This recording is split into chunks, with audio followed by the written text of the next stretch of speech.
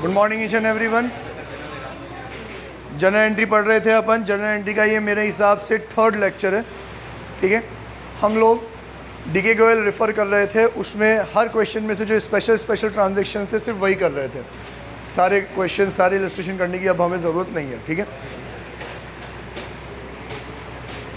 Illustration number 14A या 13A, as per old book शायद 13A होगा, न्यू बुक्स 14A होगा, जिसमें अपन ने ओपनिंग एंट्री सीखा था और जी को अपना दोस्त बनाया था।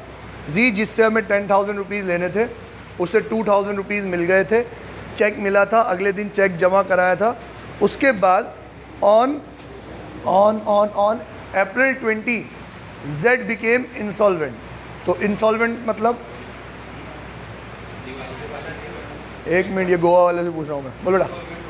हाँ, इंसॉल्वेंट मतलब इंसॉल्वेंट हो गया ना। इंसॉल्वेंट का करेक्ट मतलब क्या है? जैसे ये लोग कह रहे हैं दिवालिया होना, बैंक करप्ट होना। क्या मतलब होता है बैंक करप्ट का? नहीं, बैंक करप्ट आप लोगों ने शिवाजी द बॉस देखी होगी, हाँ, उसमें वो बैंक करप्ट हो जाता है। मतलब अगर कोई इतना लोन ले ले कि उसकी चुकाने की कैपेसिटी से भी बियॉन्ड हो जाए, तो फिर कोर्ट बैंकरप्सी के ऑर्डर देती है, जिससे उसके सारे एसेट्स बेच दिए जाते हैं, पैसा इकट्ठा किया जाता है और लेंडर्स में बांट दिया जाता है प्रोपोर्शनेटली। मतलब उसने 1 करोड़ का लोन लिया, 1 करोड़ का लोन किसी एक से नहीं लिया, बहुत सारे लोगों से अलग अलग अमाउंट लिया। किसी से 10 लाख लिया, किसी से 20 लाख लिया, किसी से 30 लाख रुपए लिया, ठीक है। और जब उसके एसेट्स बेचने की बारी आई तो सब कुछ बेचा तो सिर्फ 40 लाख रुपीज़ इकट्ठे हुए। आप वैसे तो ये बातें समझते हो, मैं सिर्फ रिकॉल करवा रहा हूँ। अब उस 40 लाख को इस 1 करोड़ के लेंडर्स में प्रोपोर्शनेटली बांट दिया जाएगा। 1 करोड़ के अगेंस्ट में 40 लाख आया, मतलब कितना परसेंट आया? 40% आया। 1 करोड़ के अगेंस्ट में 40 लाख है ना, तो 10 लाख के केस में 4 लाख, 1 लाख के केस में 40,000 है ना, 10,000 के केस में 4,000, 1,000 के केस में 400, 10 रुपीज़ के केस में 4 रुपीज़ और 1 रुपीज़ के केस में 40 पैसा।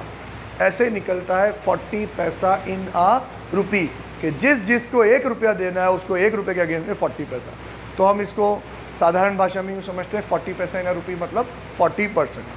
अब यहाँ पे लिखा हुआ है 40% could be paid, could be recovered, और कभी कभी लिखा हुआ हो सकता है 40 पैसा पर रुपी कैन नॉट बी रिकवर्ड, है ना। तो अंग्रेजी ढंग से पढ़ना। जब 40 पैसा रिकवर हो रहा है तो हमें मिल कितना रहा है? 40%। डूब कितना रहा है? 60%। हमें पैसा कितना लेना था उससे? 8,000। 8,000 का 40% और 60%, 8 4 जा 32, 48।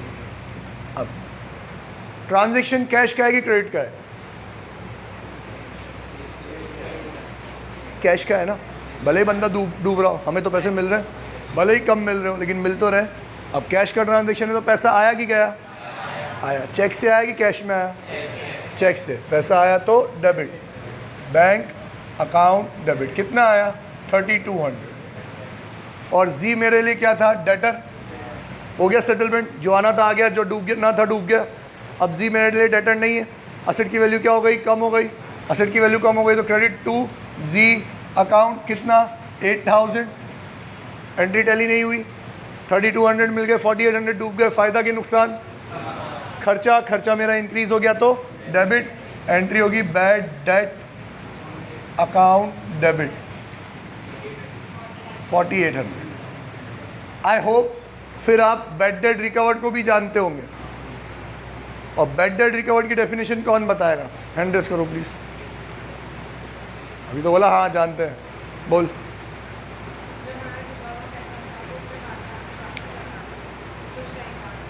कुछ टाइम बाद मतलब?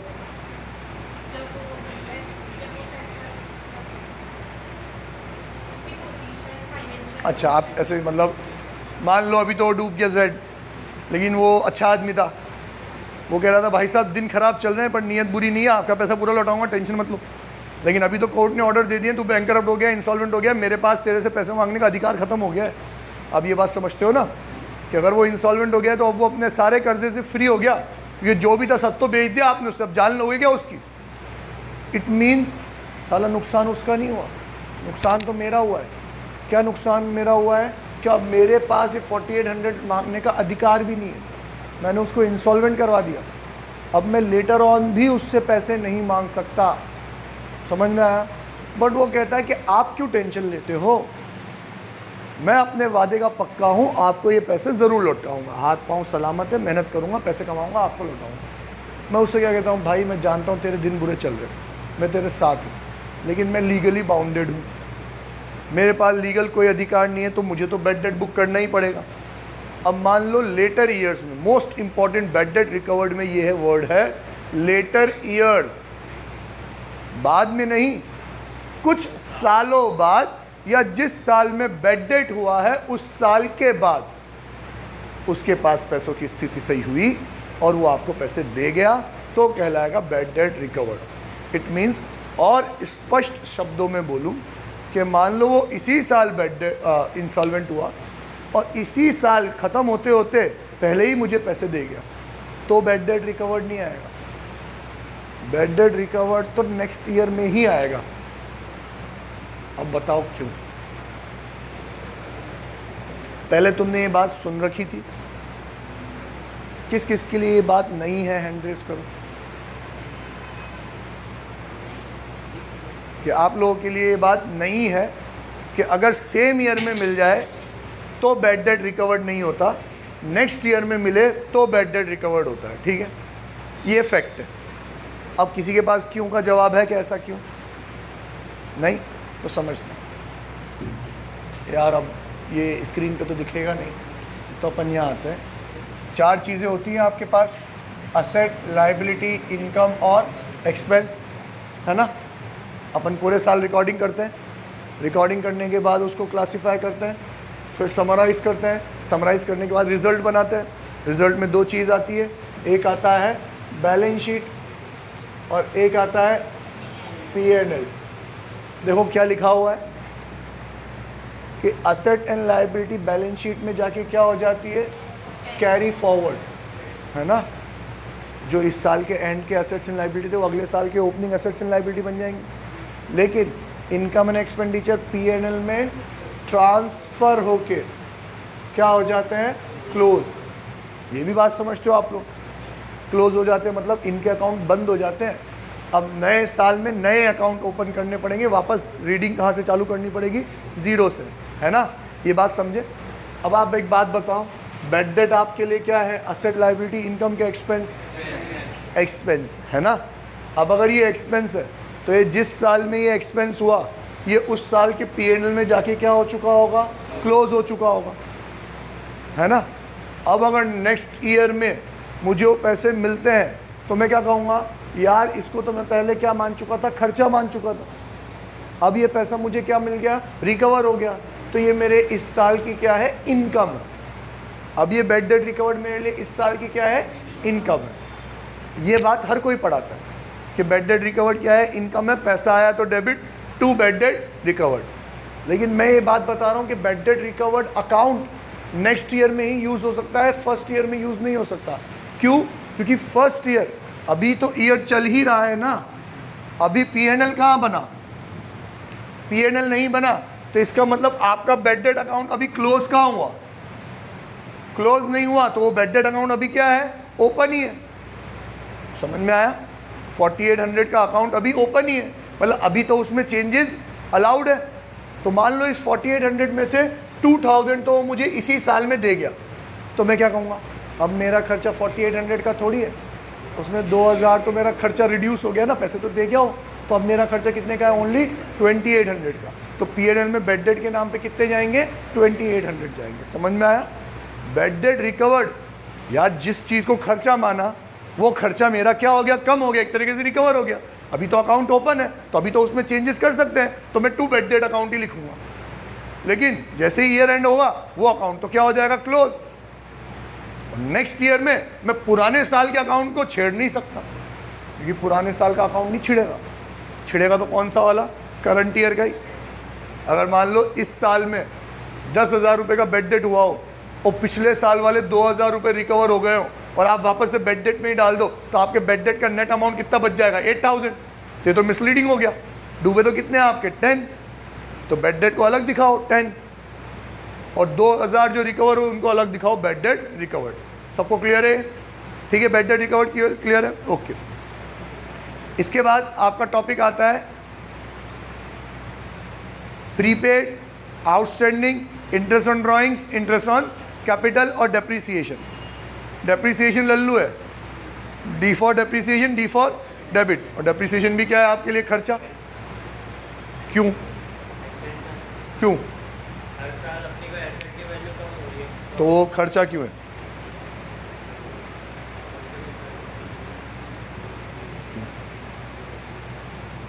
हर साल मेरे असेट की वैल्यू डिक्रीज हो रही है, तो जितने से डिक्रीज हो रही है वो डेप्रिसिएशन है, वो मेरे लिए खर्चा है। क्यों?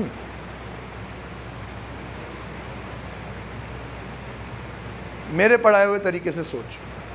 हमने असेट और एक्सपेंस में डिफरेंस क्या समझा था? फर्स्ट जैसे आ रहा है ना तू, हमने असेट और एक्सपेंस में डिफरेंस क्या समझा था? असेट और एक्सपेंस में फर्क क्या होता है? बोलो।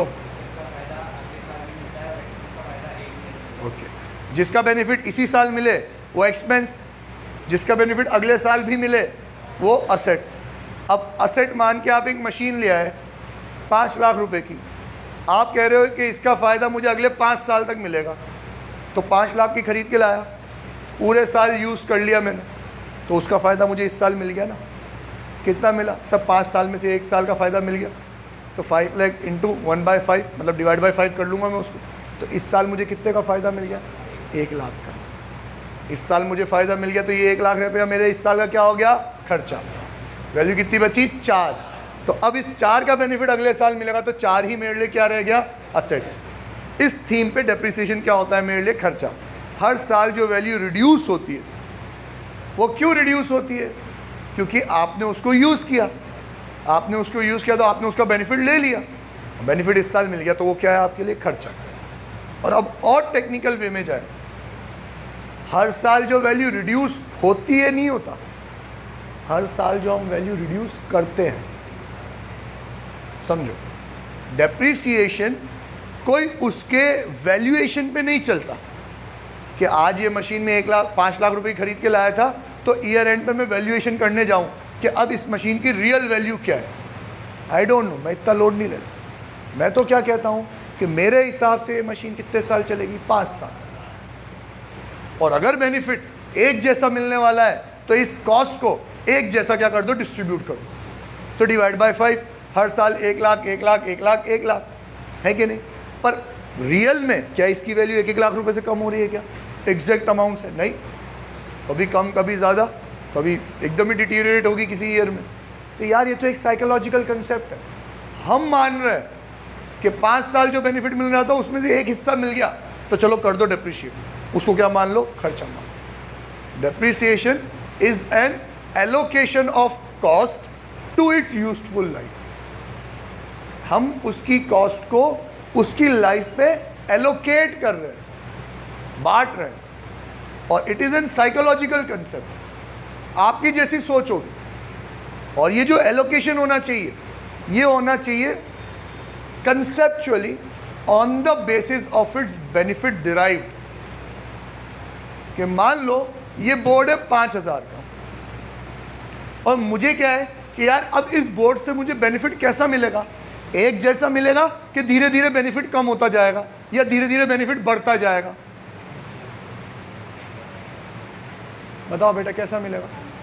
धीरे धीरे इससे मिलने वाला बेनिफिट कम होता जाएगा। कम कम, सारे कम वाले हैं कि कोई बराबर वाला है, कोई ज़्यादा वाला है? मैं दोनों सोच बता देता हूँ। क्या कम होगा इसमें? क्या बेनिफिट कम होगा? क्या इसकी साइज़ रिड्यूस हो जाएगी? ये तो पढ़ा का पढ़ा है, मैं जैसे लिखता हूँ वैसे ही लिखता रहूँगा। मेरे हिसाब से तो बेनिफिट क्या मिलेगा? सेम। अगर ख़राब हो गया तो वो जिस दिन ख़राब होगा उस दिन का प्रॉफिट एंड लॉस बुक किया जाएगा। लेकिन मेरे हिसाब से तो इसका बेनिफिट, हाँ ख़राब हो गया तो इसकी लाइफ ज़रूर है कि 10 साल चलेगा, ये लाइफ ज़रूर है, पर 10 साल तक मैं यूँ सोच रहा हूँ कि मुझे तो मेरा बेनिफिट कैसा मिलेगा? सेम।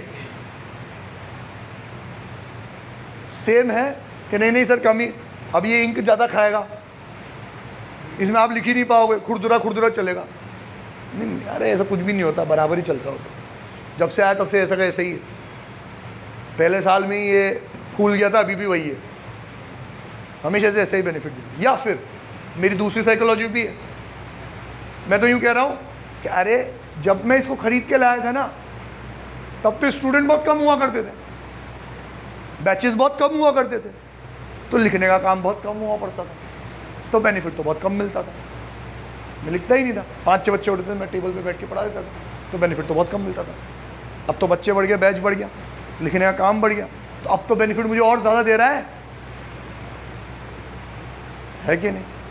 पर आप लोगों की साइकोलॉजी क्या कहती है? वही ऑर्थोडॉक्स वाली, नहीं सर, नई नई चीज़ें ज़्यादा बेनिफिट देती है, धीरे धीरे पुरानी होती जाती है, तो बेनिफिट क्या होता जाता है? कम होता जाता है। तो ये चीज़ें मशीनों में, गाड़ियों में तो होती है, पर इसमें क्या? अब ये टेबल का क्या बेनिफिट मिलेगा मुझे? पहले भी 3 बैठते थे, अभी भी 3 बैठेंगे। बिल्डिंग का क्या बेनिफिट मिलेगा मुझे?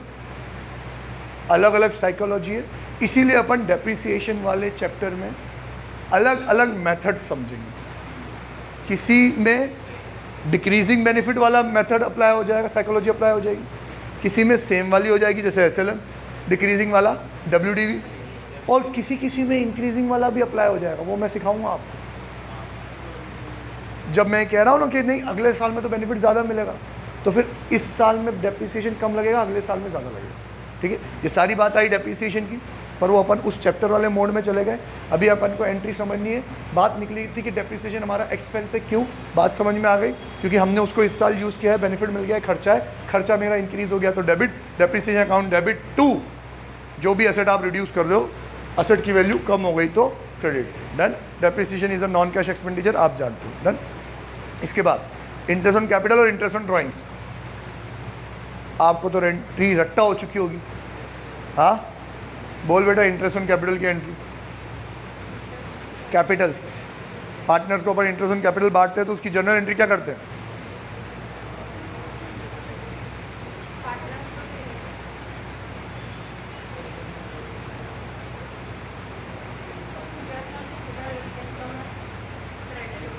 हट, अभी तो तूने मन में बोला interest on capital account debit, मतलब दिमाग में तो वही फीड हो रहा है रट्टा।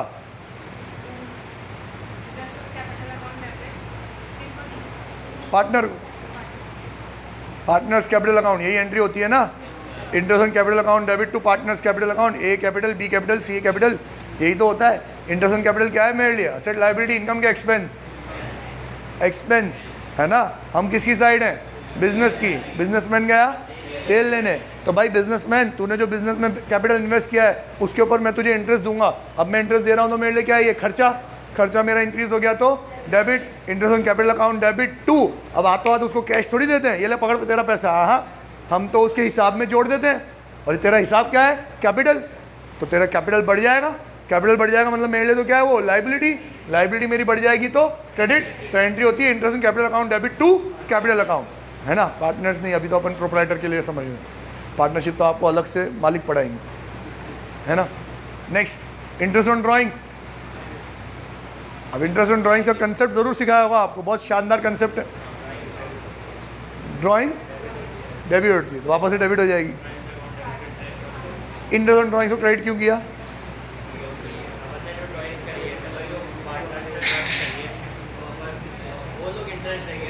क्यों?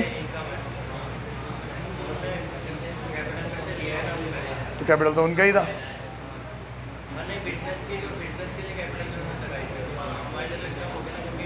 करेक्ट, हमारे लिए इनकम होगी, करेक्ट है। मेरी बात सुनो, उसने पूरा एक्सप्लेन कर दिया, आप लोगों ने सुना भी नहीं, तो तुम चुप रहते तो आवाज़ भी आती। आवाज़ कैसे ही टकरा के दूर पहुंच जाती हो। ठीक है, सुनो, अब उसने जितना भी पैसा विड्रॉ किया तो अब वो हमें इंटरेस्ट देगा। हमें वो तो गया तेल लेने, हमें इंटरेस्ट मिल रहा है, हमारे लिए क्या है ये? Income, correct. मैंने इससे पूछा वो हमें इंटरेस्ट क्यों देगा, क्या को देगा? तो ये कह रहा है कि उसने पैसा विड्रॉ किया। मैंने कहाँ से विड्रॉ किया? कैपिटल में से। कैपिटल तो उसका ही है, मतलब उसका ही पैसा वही ले जाएगा तो हमें इंटरेस्ट देगा क्या? तो फिर ये छोरा कह रहा है कि वो कैपिटल बिजनेस का था, बिजनेस के लिए था और वो ले गया तो उसको तो अब इंटरेस्ट देगा। और इसी की बात को अब मैं थोड़ा तरीके से फ्रेम करूं तो समझो, जब उसने बिजनेस में पैसे लगाए और उस पैसों पे मैं उसको इंटरेस्ट दे रहा हूँ, तो वो पैसा कौन यूज़ करेगा? मैं, क्योंकि मैं इंटरेस्ट दे रहा हूँ। और अगर उसी पैसों में से थोड़ा पैसा तू ले जाएगा तो फिर मैं क्या को इंटरेस्ट बियर करूँ? फिर तू भी इंटरेस्ट बियर करना। आज मैं बैंक से 10 लाख रुपए का लोन लेके आऊँ और अगले ही दिन मेरे दोस्त का फ़ोन आ जाए कि मेरे को पता है तेरा लोन पास हो गया, 10 लाख रुपए पड़े तेरे पास, मेरे को 2 लाख रुपए दे दे, 1 महीने के लिए। मैं कहा दूंगा तो सही, लेकिन क्या लूँगा? इंटरेस्ट। जब तक पैसा मेरा खुद का था, मैं लोन पे नहीं लाया तब तक तो तू ले जा, कोई प्रॉब्लम नहीं थी, मैं कोई ब्याज व्याज थोड़ी लेता था। लेकिन अब तो मैं खुद किस पे लाया हूँ? लोन पे। तो तू क्या मेरा सगा भाई भी होता तो मैं तो उससे भी कहता है यार कि 10 में से 2 तू ले जा रहा है तो 2 की कॉस्ट तुझे बियर करनी पड़ेगी। सेम यही हुआ, अगर मैं आपको 10 लाख पे पूरा इंटरेस्ट दे रहा हूँ और उसमें से 2 लाख रुपए आप विड्रॉ करके ले जा रहे हो, तो फिर मैं 10 पे क्यों दूँ? मैं फिर 8 नहीं देता हूँ। या तो ऐसा कर लो, या फिर मैं 10 पे दे रहा हूँ तो मेरा दोस्त क्या कहेगा, तो मैं पूरे साल के लिए थोड़ी लेके जा रहा हूँ, मैं तो 1 महीने के लिए जा रहा हूँ, तो तू 1 महीने का दे दे। तो भाई जितने टाइम तूने पैसे विड्रॉ करके रखा उतने टाइम का तू मुझे क्या दे देगा? इंटरेस्ट दे देगा। इंटरेस्ट मेरे लिए क्या है? इनकम। इनकम मेरी इंक्रीज़ हो गई तो credit to interest on drawings account. और अब वो भी हमें हाथों हाथ कैश नहीं देता है, वो भी क्या कहता है? हिसाब में से काट लेना। और हिसाब में से कटने वाला अमाउंट क्या कहलाता है? ड्राइंग्स। तो एंट्री होती है drawings account debit to interest on drawings account. Clear है? समझ में आ रहा है सबको? पीछे के लॉजिक समझ में आ रहे हैं? नेक्स्ट है आपका आउटस्टैंडिंग और प्रीपेड। आउटस्टैंडिंग तो बहुत लल्लू है, प्रीपेड में थोड़ा टाइम जाएगा। आउटस्टैंडिंग क्या है? ड्यू बट नॉट पेड, यही है due but not paid. Due मतलब अक्रूवल बेसिस पे आपका इस साल को बिलोंग करता है, खर्चा है आपका। आउटस्टैंडिंग वर्ड हमेशा किसके लिए यूज़ किया जाता है? खर्चों के लिए। ऐसा खर्चा जो ड्यू हो गया, इस साल का है, बेनिफिट मिल गया आपको, बेनिफिट मिल गया तो खर्चा तो रिकॉर्ड करना पड़ेगा।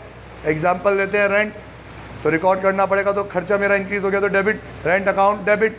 अगर मैं पे कर देता हूँ तो पैसा गया तो टू कैश अकाउंट, पर पे नहीं करता हूँ तो मेरे ऊपर क्या आ गया? कर्जा, लाइबिलिटी। लाइबिलिटी मेरी इंक्रीज़ हो गई तो क्रेडिट, तो to outstanding rent account. Salary to outstanding salary, rent to outstanding rent, electricity charges to outstanding electricity charges. Simple है ये।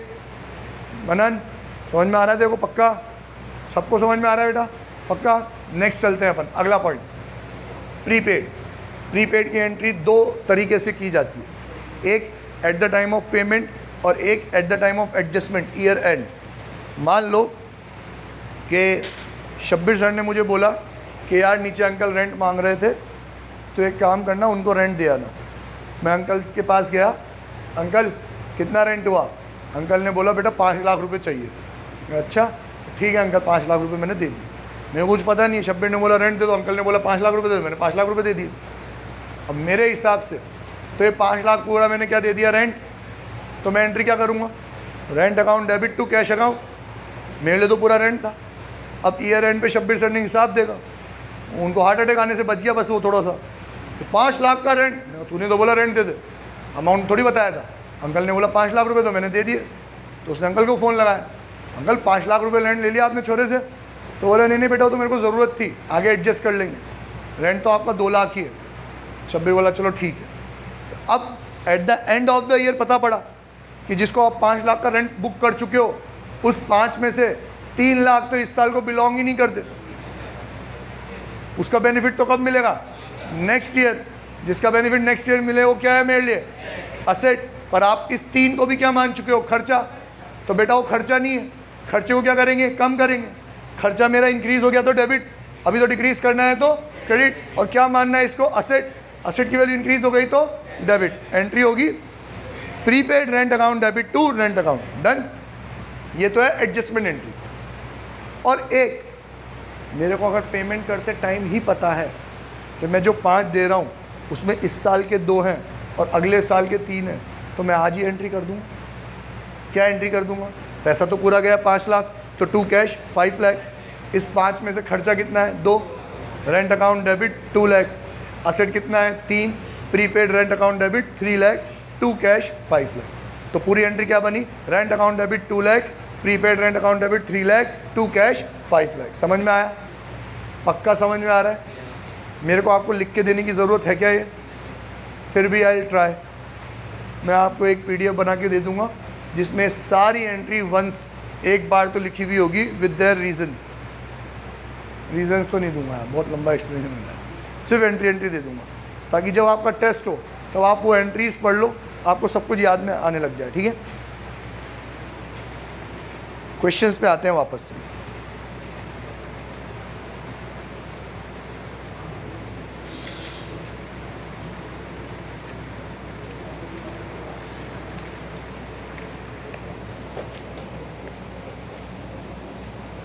अच्छा, अगला टॉपिक कि असेट को फर्स्ट टाइम यूज़ में लेने से पहले जो भी खर्चा होता है वो असेट की वैल्यू में ऐड हो जाता है। पता था तेरे को? मैं कहानी सुना दूँ तेरे को समझ में आ जाएगा। सुन, मैं एक मशीन लाया जर्मनी से 10 लाख रुपए की, लेकिन पहले वो मशीन लाने के लिए पहले तो मैं जर्मनी गया, मेरे आने जाने का, वहाँ पे रहने खाने का 2 लाख रुपए का खर्चा हो गया। फिर वहाँ पे मैं डील सेट करके आया, मशीन के वेंडर को 10 लाख रुपए दे के आया। अब मशीन जर्मनी की मैन्युफैक्चरिंग यूनिट से जर्मनी के पोर्ट तक आएगी। बड़ी सी मशीन थी, लाख रुपए पोर्ट तक आने के रह गए। तो अमाउंट याद रखना, 2 तो मेरे लग गए आने जाने के, 10 मशीन के, 1 वहाँ से यहाँ तक के पोर्ट के, फिर जर्मनी के पोर्ट से वो इंडिया के पोर्ट तक आया, 3 लाख रुपए और लग गए। कितने हो गए अभी तक? 16। फिर वो मुंबई पोर्ट में उतरा, मुंबई पोर्ट से कि यहाँ तक आने के लिए 1 लाख रुपए और लग गए। कितने हो गए? 17। नीचे रोड तक आ गई, ट्रक में हो, अभी ट्रक से वो ऊपर आएगी सेकंड फ्लोर पे जेसीबी से, ऊपर छत की खुदाई होगी, छत से फिर नीचे उतरेगी। लाख रुपए इन सब में भी लग गए। कितना हो गया? 18। तो अभी तक मशीन मेरी कितने की पड़ गई? 18 की। डन। अब इतनी बड़ी मशीन जर्मनी से आई, ऐसे ही थोड़ी चालू हो जाएगी। छोटी मोटी 50-60 की गाड़ियाँ पहले अपन मंदिर में ले जाते, पूजा करवाते हैं, तो फिर इसके लिए तो पंडित जी घर चल के आएंगे कि नहीं आएंगे? पूरा समारोह होगा, पूजा वूजा होगी, नारियल भी फूटेगा, सब कुछ होगा। 11,000 पंडित जी ने लिए, 9,000 रुपये सारे खर्चे होके हो गए, फूल माला नारियल वाले सब। कितने हो गए? 20। अब हुआ श्री गणेश चालू, या फिर और कहानी लंबी कर लो, कोई वो गाड़ी थोड़ी है किक मारी चालू हो गई। मशीन है, पूरी इंस्टॉल होगी, सारी चीज़ों की फिटिंग होगी, इनपुट आउटपुट की फिटिंग होगी, और जर्मनी से आया इंजीनियर इंस्टॉल करने, लाख रुपए वो भी ले गया। कितने की पड़ गई अभी तक? मैं तो भूल भी गया। 19,20,000। 20,000 का पंडित जी का भी तो खर्चा हुआ था, हो गया 19-20। ठीक है, एक बार उसने टेस्ट करके बताया, देखो बिल्कुल सही चल रही है। उसमें 30,000 का रॉ मटेरियल निकल गया जो कि वेस्ट हो गया। कितने हो गए? 19,50,000। अब फुली सेटिस्फाइड? अभी भी नहीं कि हो गया, अब सेटिस्फाइड हो गया, चलो अब लंबी नहीं कर। तो ये मशीन कमर्शियल प्रोडक्शन स्टार्ट करे उससे पहले ही कितने की पड़ गई? 19,50,000। अब ये 19,50,000 में से मशीन तो सिर्फ 10 की थी, 9,50,000 तो उसको यूज़ में लेने से पहले हो गए। ठीक है, तो ये 9,50,000 को मैं अलग अलग जैसे जैसे खर्चा हुआ वैसे वैसे रिकॉर्ड नहीं करूँगा, इसको भी मैं किस में रिकॉर्ड करूँगा?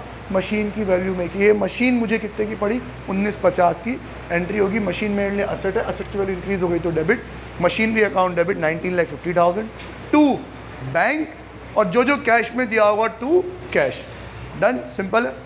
अब जैसे ही मशीन चालू हुई, 3 दिन बाद कोई अनाड़ी ऑपरेटर या लेबर आया और उसने मशीन में न जाने कौन सा मटेरियल डाल दिया, मशीन वहीं पे ब्लॉक। वापस से इंजीनियर बुलाओ, फिर से 2 लाख का खर्चा हुआ। अब ये 2 लाख का खर्चा हुआ, ये कब हुआ? स्टार्ट होने के बाद। तो ये जाएगा रिपेयर एंड मेंटेनेंस। समझ में आया है ना? आपने कोई सेकेंड हैंड मशीन परचेज कर, सेकेंड हैंड चीज़ अपन घर पे डायरेक्ट नहीं लाते, पहले उसको मिस्त्री के यहाँ ले जाते हैं, उसको बिल्कुल चकाचक करवाते हैं ताकि घर वालों को तो वो नहीं लगे, है ना? पूरी ओवरऑलिंग करवाते हैं। सेकेंड हैंड मशीन आपके यूज़ में लेने से पहले जो भी खर्चा हो रहा है वो सब असेट की वैल्यू में ऐड हो जाएगा। लेकिन एक बार आपने थोड़ा सा यूज़ किया, फिर ख़राब हो गई, अब जो खर्चा हो रहा है वो तो खर्चे की तरह रिपेयर एंड मेंटेनेंस में रिकॉर्ड होगा। समझ में आ रहा है ये? Am I clear to all? ठीक है, आप इलस्ट्रेशन नंबर 15 और इलस्ट्रेशन नंबर 16 अपने आप कर सकते हो, कोई ट्विस्ट नहीं है टॉपिक्स में। इलस्ट्रेशन नंबर 17 शंकर स्टोर्स वाला, और पुरानी बुक में 16 होगा, मे बी 17 ही है। चलो started business with rupees 5 lakh, paid into bank 4 lakh. Chirag है ना तू, जल मत जाना, है ना? हाँ, very good. Cash account debit, bank account debit to capital. Cash में कितना आएगा? बैंक का तो 4 आएगा, कैश में 1 लाख आएगा। कैश में 1 आएगा। Very good. लैंग्वेज ही सिखानी थी कि 5 से बिजनेस स्टार्ट किया, लेकिन 5 में से 4 कहाँ चला गया? बैंक में। तो कैश में कितना बचा? 1। Cash account debit, bank account debit to capital account.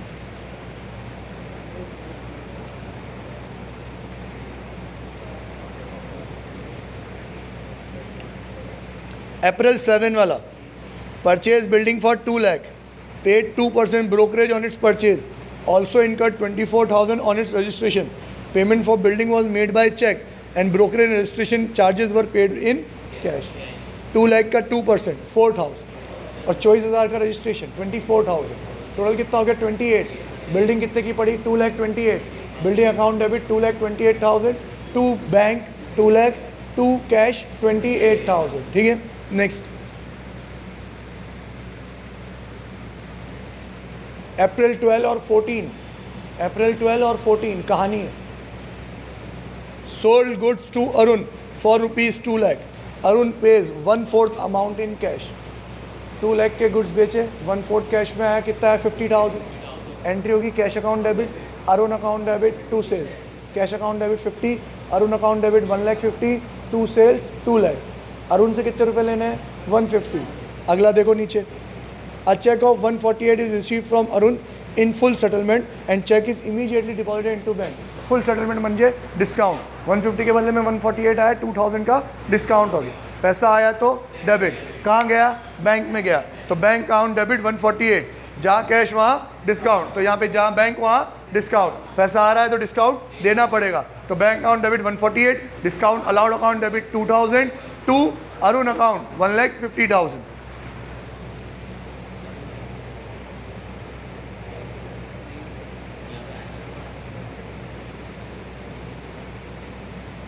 Next question,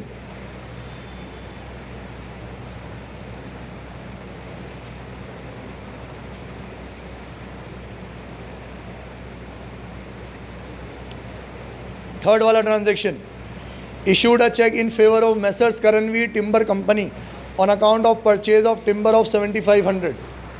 तो ये थोड़ा कंफ्यूजिंग है, मिल गया क्या आप लोगों को? हाँ, ये थोड़ा सा कंफ्यूजिंग है, बच्चे इसमें जज नहीं कर पाते कि ये ट्रांजैक्शन क्रेडिट का है कि कैश का है।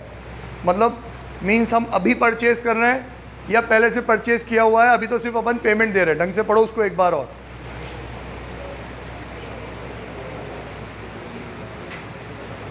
हम अभी परचेज कर रहे हैं कि हमने पहले परचेज कर लिया था, अभी तो सिर्फ हम पेमेंट दे रहे हैं, पेमेंट दे रहे हैं, पेमेंट दे रहे हैं, पेमेंट दे रहे हैं। पढ़ने से ऐसा ही लगता है कि पेमेंट दे रहे हैं, लेकिन इनका मतलब है कि हमने परचेज किया और हम पेमेंट दे रहे हैं। हमने गुड्स परचेज किया, इसलिए हम उनके फेवर में चेक बना के दे रहे हैं। ये परचेज की एंट्री रिकॉर्ड होगी, purchases account debit to bank account. ठीक है,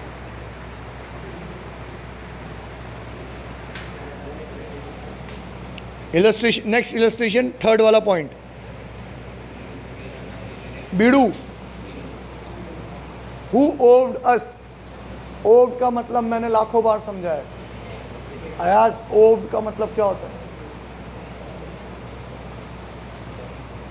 नहीं ना, मैं कहानी सुनाता हूँ तेरे को, हमेशा याद रहेगी। मेरी एक कजिन सिस्टर थी, ठीक है, और उस सिस्टर की सगाई हुई थी, ठीक है, बड़ी थी काफ़ी, सगाई हो गई थी।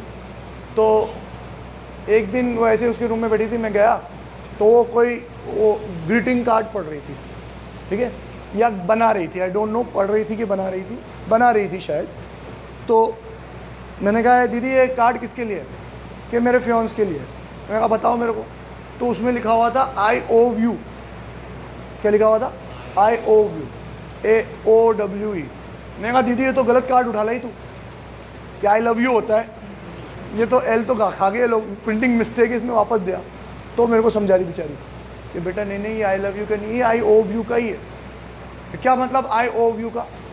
कि वो यूँ कह रही कि आपने मेरी ज़िंदगी में आके मेरे पे एहसान किया है। आई ओव यू का मतलब ये है, मैं आपके कर्जे में हूँ, आई एम इन डेप्ट ऑफ यू। ओव मतलब तब बचपन में मुझे समझ में आ गया था, ओव मतलब कर्जा, जो आज ये डी के गोयल साहब मुझसे पूछते हैं। बीरू हु ओव्ड अस, ओव मतलब कर्जा होता है। अब ओव वो किसी भी सेंस में यूज़ कर सकते हैं। वी ओव टू बीरू, क्या मतलब हुआ?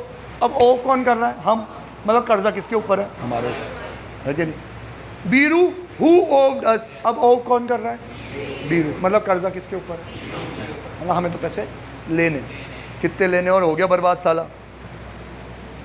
Biru who owed us 15,000 declared instalment 65% rupee is received as final dividend from his estate। 65% रुपये मतलब 65%। एंट्री तो ये घिसी पिटी आप कर ही लोगे।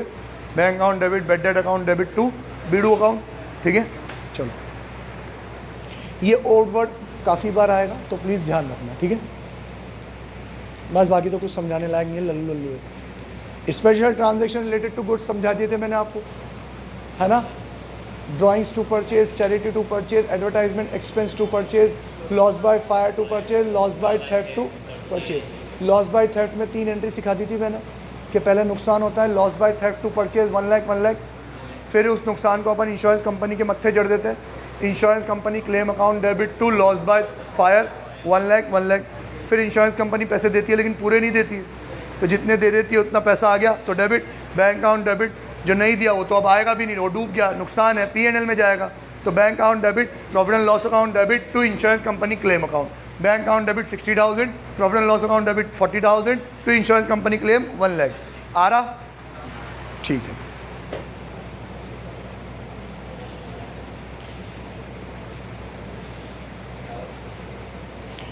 नेक्स्ट इलस्ट्रेशन, डी वाला point. Provide interest on capital of 15 पर lakh eight 6% per annum for 9 months. मिला क्या? अब तो कैलकुलेटर है तुम्हारे पास, लल्लू है अब तो, ये कर लोगे ना आराम से इसको। एंट्री होगी interest on capital account debit to capital account, जो भी अमाउंट कैलकुलेट हो 9 महीने का।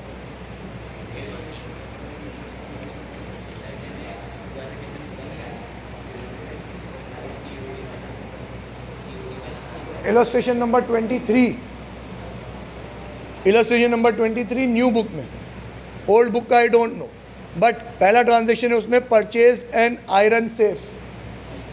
मिल गया? ओके। इस इलस्ट्रेशन के आगे लिख दो अकाउंटिंग टर्मिनोलॉजीज। क्या लिख दो? Accounting terminologies.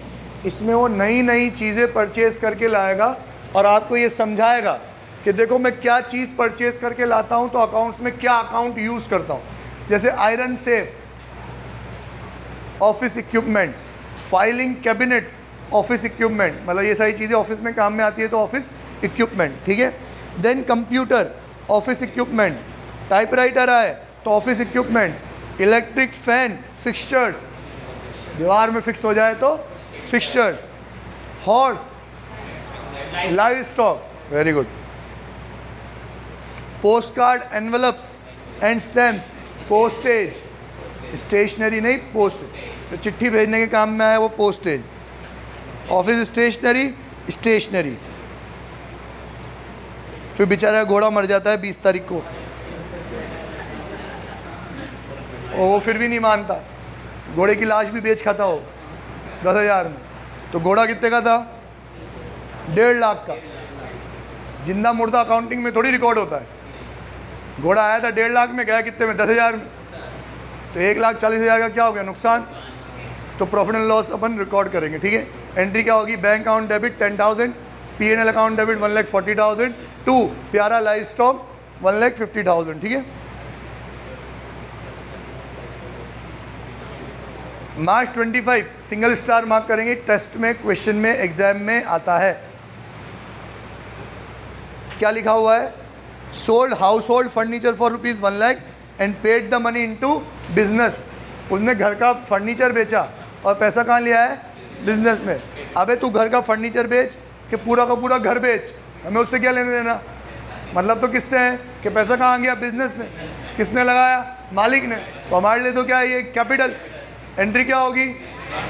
कैश या bank account debit to capital.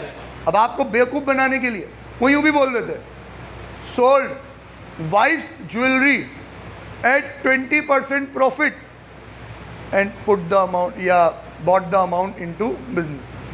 अबे तूने तेरी वाइफ की ज्वेलरी प्रॉफिट में बेची हो कि लॉस में बेची हो, हम थोड़ी रिकॉर्ड करेंगे। हम तो ये देखेंगे प्रॉफिट में बेचने के बाद पैसा कितना है और जो पैसा कहाँ गया, बिजनेस में। एंट्री क्या होगी, वापस से bank account debit to capital account, है ना।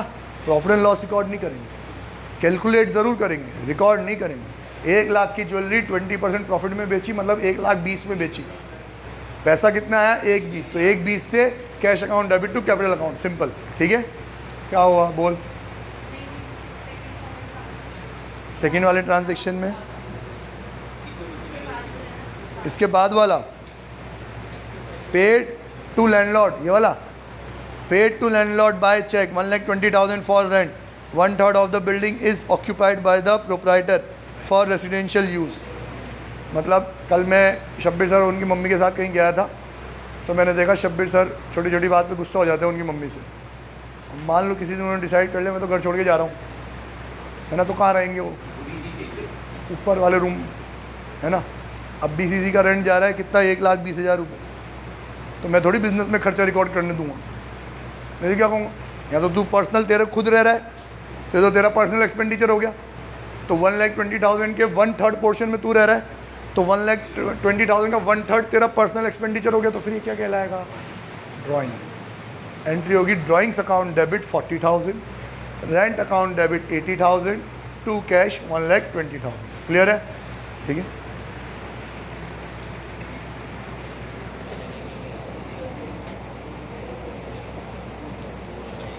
नेक्स्ट इलस्ट्रेशन, थर्ड वाला transaction.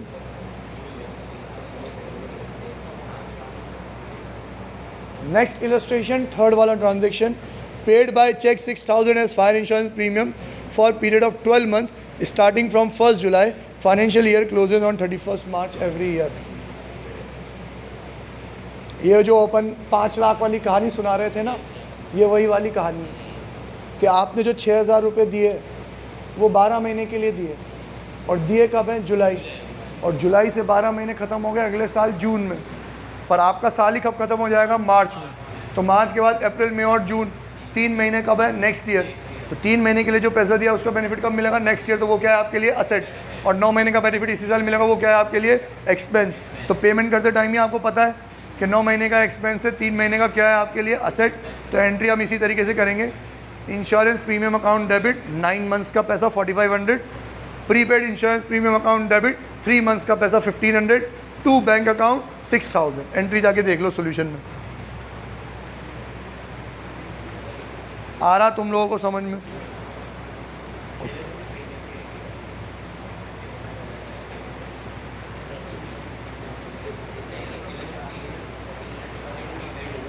Next illustration, March 12 bank cash send into bank 1 lakh. मिल गया क्या, पुराने में नहीं होगा, मिल गया। कौन सा है, 25 मिल गया। अब देखो मेरी बात सुनो, ये तो 11th क्लास है, तुम्हारी तो कौन सी है, फाउंडेशन। 11th क्लास के तो बच्चे होते हैं नन्हे मुन्ने प्यारे से, फाउंडेशन के तो तुम्हारे जैसे होते हैं, ठीक है। तो बच्चों को समझाने के लिए उन्होंने ब्रैकेट में एक बात लिख दी, बैंक का मतलब समझा दिया ब्रैकेट में, cash send to bank. Bank का मतलब क्या होता है कि कैश बैंक में जमा कराना। आपके अगर क्वेश्चन में आता है तो सिर्फ लिखा हुआ आएगा बैंक ₹10,000, समझ जाओगे ना आप कि हमने बैंक में जमा करा दिया। फिर आता है कैश्ड अ चेक, क्या आता है, कैश्ड अ चेक। अयास क्या मतलब हुआ इसका,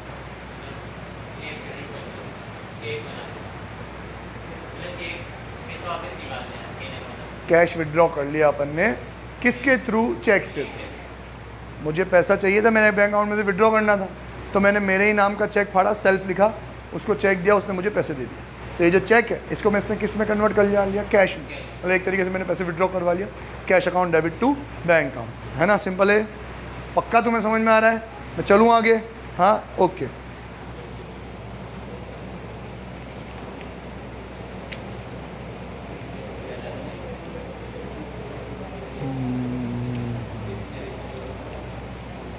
इलस्ट्रेशन नंबर 26, ट्रांजैक्शन 20 और 22,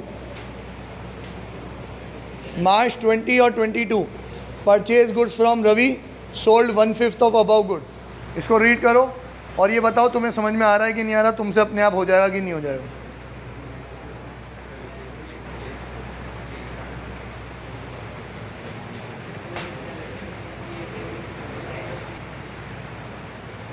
हमने रवि से 12,000 के गुड्स परचेज करे और इमीडिएटली पैसे भी दे दिए, तो purchase account debit to bank 12,000। अगला वाला ट्रांजैक्शन इंपॉर्टेंट है कि हमने वो ऊपर वाले 12,000 के गुड्स 1/5 सोल्ड कर दिए। 12,000 का 1/5 कितना होता है? 2400। 2400 तो क्या हो गई उसकी कॉस्ट, कितने प्रॉफिट में? 1/3। 2400 का 1/3 800 रुपये। 2400 प्लस 800 कितने हो गए? 3200। 3200 में सेल की एंट्री पास हो जाएगी। 800 रुपये एंट्री में कहीं भी शो नहीं होंगे। सिंपल एंट्री होगी, कैश में सेल किया। कैसे सेल किया? कैश में। तो एंट्री होगी cash account debit to sales 3200 बस, है ना। बच्चे दो तरीके से गलती करते हैं। पहली गलती, वो 2400 रुपये निकाल के खुश होते हैं और 2400 पे 1/3 निकाल के बहुत खुश हो जाते हैं 800 रुपये। तो गधे साले 800 से ही एंट्री करके आ जाते हैं। पहली कैटेगरी कि वो एंट्री कितने से कर देंगे? 800 से। ये तो ना समझ वाली। एक 1.5 शाने वाली एंट्री, ज़्यादा होशियार बनते हैं, उनको सब समझ में आ जाता है कि 800 की चीज़, सॉरी 2400 की चीज़ 800 के प्रॉफिट में 3200 में बेची है। तो फिर वो क्या करेंगे? सबकी एंट्री पास करके आएंगे, वो 800 को P&L में डाल के आएंगे। वो एंट्री करेंगे cash account debit 3200 to sale 2400 to P&L 800। बहुत रेयर से रेयर कैटेगरी आती है। तो ये हमने आपको सिखाया है, परचेज और सेल के केस में प्रॉफिट बुक नहीं होता। गुड्स के परचेज और सेल में प्रॉफिट बुक नहीं होता, असेट के परचेज सेल में होता है ना। तो यहाँ पे तो आपने 3200 में सेल किया, 3200 में रिकॉर्ड कर लेंगे, ठीक है।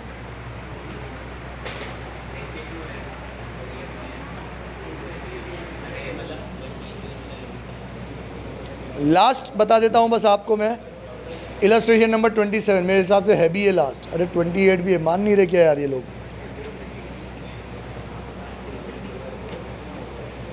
लो जल्दी थोड़ा सा जल्दी।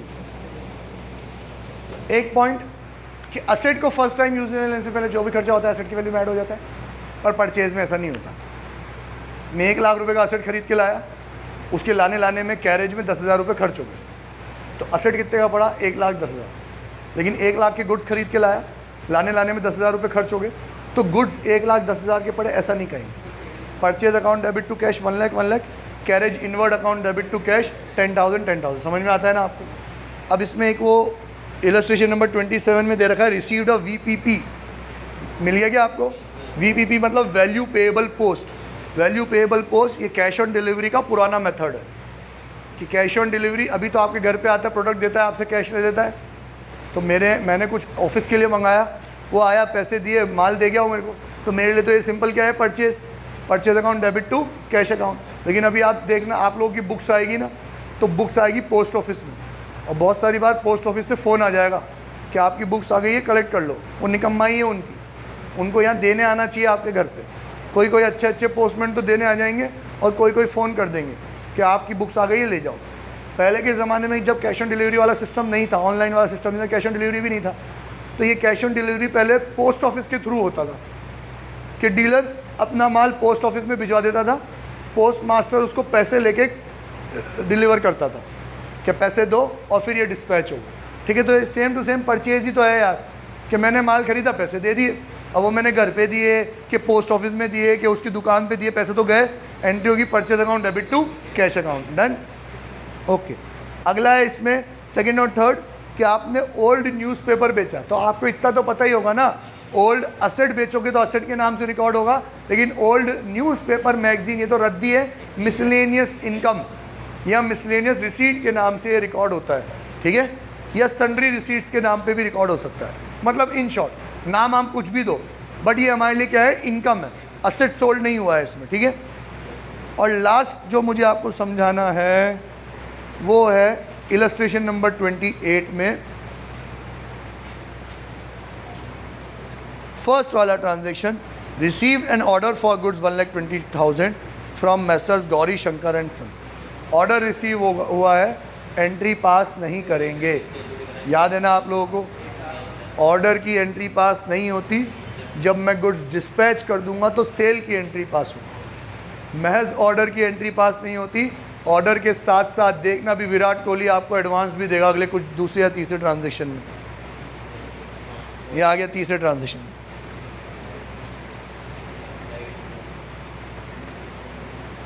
मतलब सेकंड वाला भी और थर्ड वाला भी दोनों सेम ही है। रिसीव, सेकंड वाला पढ़ रहा हूँ मैं। Receive an order for goods from messrs Ranbir and company for 5 lakh along with a cheque of ₹1,80,000 as advance. तो 5 लाख का ऑर्डर मिला, उसको रिकॉर्ड नहीं करेंगे। 1,80,000 जो एडवांस में मिले उसको एज अ लाइबिलिटी रिकॉर्ड करेंगे। पैसा आया तो debit, bank account debit to Ranbir and company account 180। Same तरीके से अपन कोहली एंड कंपनी को एडवांस दे रहे हैं। Placed order for goods rupees with messrs Kohli and sons 2,50,000 paid them 1 lakh by cheque in advance. तो 2.5 लाख का हमने ऑर्डर दिया, उसको रिकॉर्ड नहीं करेंगे, साथ में उसको 1 लाख रुपए एडवांस भी दिए हैं, तो उसका बेनिफिट मुझे बाद में मिलेगा। वो क्या है मेरे लिए? असेट। तो विराट एंड कोहली बन गया एक तरीके से मेरा डेटर। असेट की वैल्यू इंक्रीज हो गई तो debit. Kohli and company account debit to bank account 1 lakh. समझ में आ रहा है? फिर कोहली से आपको माल रिसीव हो जाएगा, कितने का? 2.5 लाख का। अब रिसीव हो गया तो हम परचेज की एंट्री पास करेंगे। Purchase account debit to Kohli and company 250। अब इस 250 में से 1 लाख तो मैं पहले ही दे चुका था, फाइनल कितना देना है? 150 का सेटलमेंट हो रहा होगा नीचे। Paid a cheque of 60% of the balance amount due to Kohli and company, Kohli and sons on account. अब जिन बच्चों ने ढंग से नहीं पढ़ा वो पूरे 2.5 लाख पे 60% कैलकुलेट करेंगे, और जो समझदार है, जिनको ये बात पता है कि 1 लाख एडवांस में है, तो वो सिर्फ 1,50,000 पे 60% करेंगे, है ना? 90,000 आएगा बस। और तो कुछ सिखाने लायक नहीं है। आप घर पे इनको एक बार वर्बली प्रैक्टिस करो। आपको कोई डिफ़िकल्टी आए किसी चीज़ में तो वो आप मुझसे पूछ सकते हो, नहीं तो मेरी तरफ से जनरल एंट्री और अकाउंटिंग इक्वेशन 2 चैप्टर कंप्लीट हो गए। इस सैटरडे को आपका उसका टेस्ट होगा। आज ट्यूसडे, सैटरडे को ही बता रहा हूँ मैं, ठीक है? 2 का टेस्ट तो होगा ही होगा। अब मैं अगला पढ़ाऊँगा सब्सिडरी बुक, ठीक है, या कैश बुक, जो भी आप बोलोगे। अगर सैटरडे से पहले वो भी कंप्लीट हो गया तो टेस्ट में वो भी इंक्लूड हो जाएगा, ठीक है? और तुम बहुत तेज़ी से पढ़े, सब्सिडरी बुक, कैश बुक दोनों हो गया, ठीक है? Bye, tata, see you.